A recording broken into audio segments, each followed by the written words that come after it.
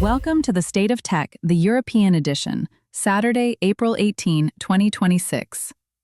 I'm Samantha Lawrence. And I'm Bob Russell. Today, Google's new robotics brain for industrial machines. AGIBOT declaring this the year embodied AI goes mainstream.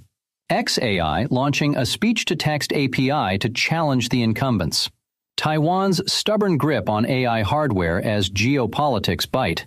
Belgium firing the starting gun on NIS2 cybersecurity audits. And Meta cutting 8,000 jobs while betting big on AI agents. Let's start with Google and the robots that can finally read a gauge. So Google has unveiled something called Gemini Robotics-ER 1.6. The ER stands for embodied reasoning, and honestly, Bob, this feels like one of those quiet announcements that ends up mattering more than the flashy ones. It really does. The headline capability is spatial understanding and multi-view perception. In plain English, a robot can now look at an industrial environment from several angles, work out where things are in 3 dimensions, and crucially, read instruments. Gauges, dials, displays, the sort of stuff a human inspector does on a factory floor. And that's the smart move, right? They're not promising you a robot butler. No, and that's refreshing. The pitch is reliability in boring but high-value tasks. Checking pipelines, monitoring production lines, doing the rounds in a warehouse. Multi-step workflows, not just one repetitive motion. That's the real unlock. Because a lot of industrial AI has been stuck at the demo stage. Impressive video, terrible real-world performance. Exactly the problem this is trying to solve. If a robot can reliably do an inspection round and flag anomalies, that's genuine productivity, not hype. The bottom line here is that we're watching robots move from doing to understanding. A robot arm that welds the same seam 1,000 times is useful. A robot that can walk into a room it's never seen and figure out what's wrong with the machinery, that's a completely different category. And Google has the cloud infrastructure and the Gemini model family to back it up. They're not a robotics company in the traditional sense, but they are becoming the brain vendor for robotics companies. For Europe, this lands in a very specific spot. Germany, Northern Italy, Czechia, Poland. These are manufacturing economies staring at demographic decline and labor shortages that aren't going away. And European industrial robotics is strong. KUKA, ABB, Universal Robots in Denmark. The question is whether they partner with Google's reasoning layer or try to build their own. There's a real strategic decision there. Do you let an American company be the brain inside your European robot? That's the sovereignty question, isn't it? And it echoes all the debates we've had about cloud infrastructure. Europe wants to benefit from the technology but not depend on it. Easier said than done when the capability gap is real. For European factory operators, though, this is mostly good news. Better inspection, safer workplaces, less downtime. Just keep one eye on where the intelligence actually lives. And speaking of embodied AI going live, our second story fits right in. AGIBOT is calling 2026 deployment year 1. AGIBOT held its 2026 partner conference and the language was bold. Deployment year 1.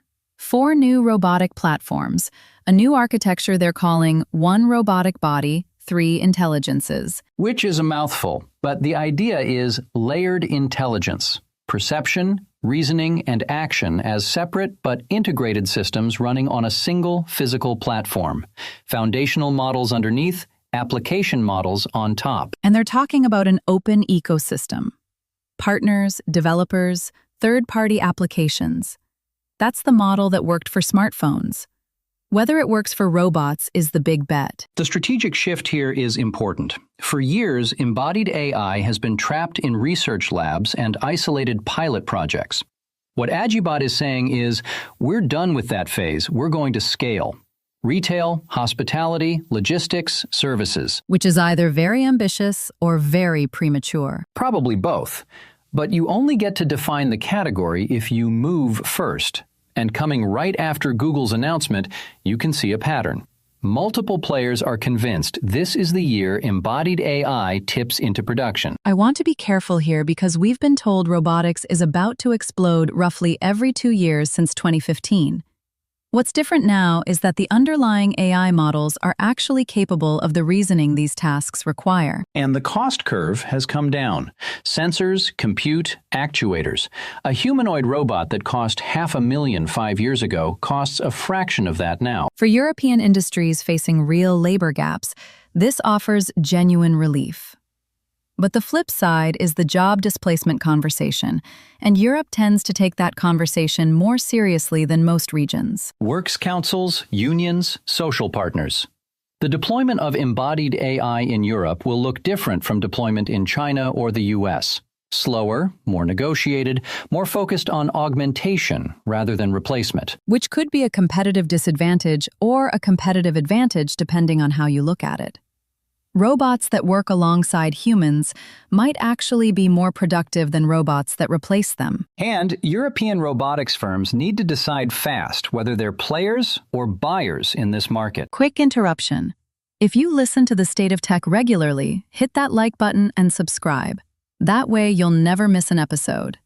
Okay, moving on. XAI has launched Grok Speech-to-Text, an API for developers. Over 25 languages, real-time streaming, speaker diarization, which is the ability to tell who's talking in a multi-person conversation. And this isn't them entering the market cold. The technology already runs Grok Voice, Tesla's in-car assistant, and Starlink customer support. So they've been battle testing it. That's the real story. Musk's AI play has been positioned as a competitor to OpenAI and Anthropic at the model level. But an API product like this says, we also want to be the plumbing. Compete with DeepGram, compete with Google's Speech API, compete with Whisper. And they're leaning on pricing, described as competitive, which in this market usually means aggressive. The interesting angle is the 25-plus languages. Speech-to-text has historically been strong in English and mediocre in everything else. If Grok STT actually delivers high-quality transcription in Dutch, Polish, Greek, Portuguese, that changes the market. Every voice assistant, every meeting tool, every call center system, every accessibility feature, they all run on speech-to-text.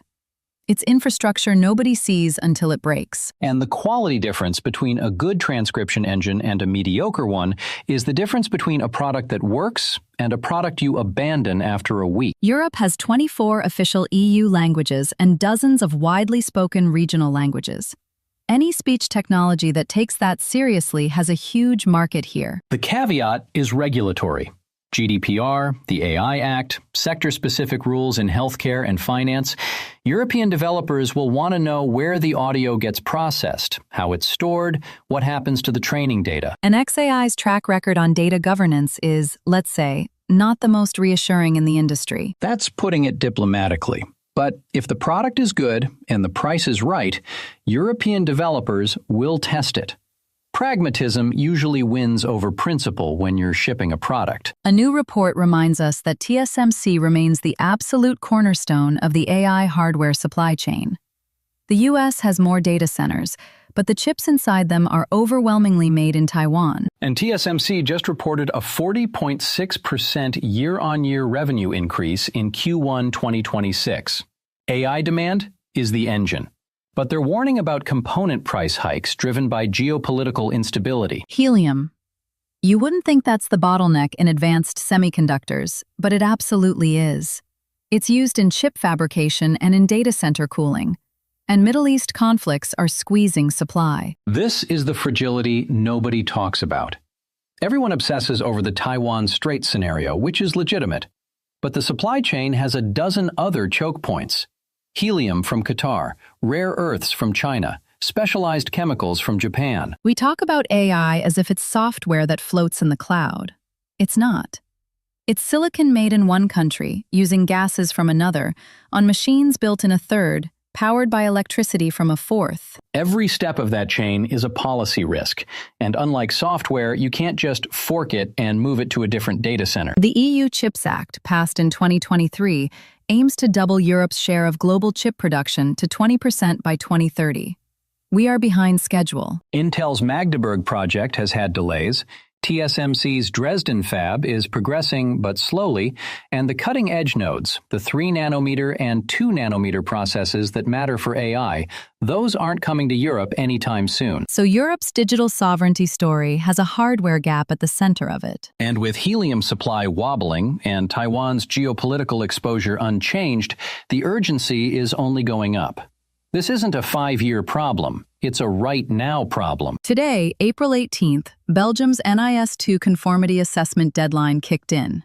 Essential entities, that's energy, transport, healthcare, digital infrastructure, and more, must now complete formal cybersecurity audits. And this is the start of a cascade.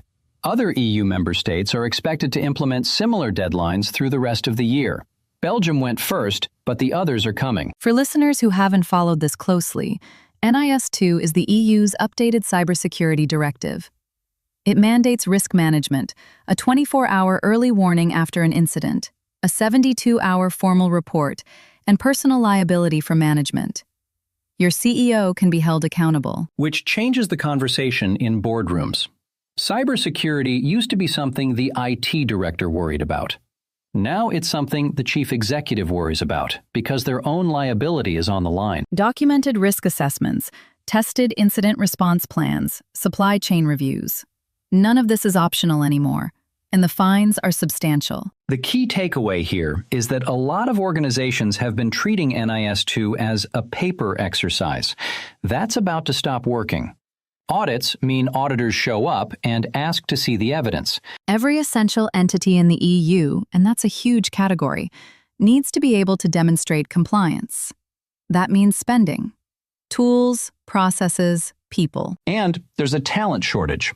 European cybersecurity professionals are already in short supply, and NIS2 is going to intensify demand sharply. Expect salaries to go up and expect a lot of consultancy invoices over the next 12 months. It's also a moment where European cybersecurity vendors have a genuine home market advantage. A European buyer, audited under European rules, might reasonably prefer a European supplier. Now, before we wrap up, one more story, and it's a slightly lighter one, but with real implications. Meta is cutting jobs again. Starting May 20th, Meta is planning its next round of layoffs, about 8,000 people, and the company is openly saying this is about creating a leaner organization with fewer management layers and more AI-assisted employees. What's striking is how direct they're being about it. Usually, companies dress these things up. Meta is saying, we're restructuring around AI, we need fewer people, and engineers are moving into a new applied AI group, building agents for coding and complex tasks. That detail about fewer management layers is really interesting. The assumption has always been that AI comes for the low-skill jobs first. What we're actually seeing at Meta and elsewhere is that AI is coming for coordination work. Project managers, team leads, middle managers. Because an AI agent can summarize status, schedule meetings, track projects, draft updates. That's a lot of middle management work right there. The fun part, or maybe the unsettling part, is that the people most vocal about AI hype are increasingly the ones being made redundant by it. For a long time, the debate has been abstract. Will AI take jobs, won't it? Now we have a named company, a named number, and a named reason. 8,000 people at Meta because of AI adoption. And Meta isn't struggling financially. This isn't cost-cutting in a downturn. It's strategic restructuring in a profitable company, which is arguably more telling. Meta has thousands of employees in Europe, in Dublin, London, Paris, and elsewhere. European layoffs are legally more complex than American ones. Works councils, collective consultation, notice periods. Which means the European impact will unfold more slowly and with more negotiation. Not necessarily fewer job losses, but the process is different. And it puts pressure on European governments to think seriously about reskilling. If AI is genuinely displacing white-collar work, the policy response needs to be bigger than a training voucher. The wow factor here is really the speed. 2 years ago, generative AI was a novelty. Now it's explicitly cited as the reason 8,000 people are being made redundant at one of the biggest tech companies in the world. Makes you wonder what the number looks like in 2027. That's the question that should keep policymakers awake at night. Today we covered Google's robotics reasoning model, AGIBOT's deployment year for embodied AI, XAI's new speech-to-text API, Taiwan's critical role in AI hardware, Belgium starting NIS2 enforcement, and Meta's 8,000 AI-driven layoffs. Want to know more or react? Visit stateoftech.eu or email us at info@doorzetters.net. State of Tech, the tech world in 15 minutes.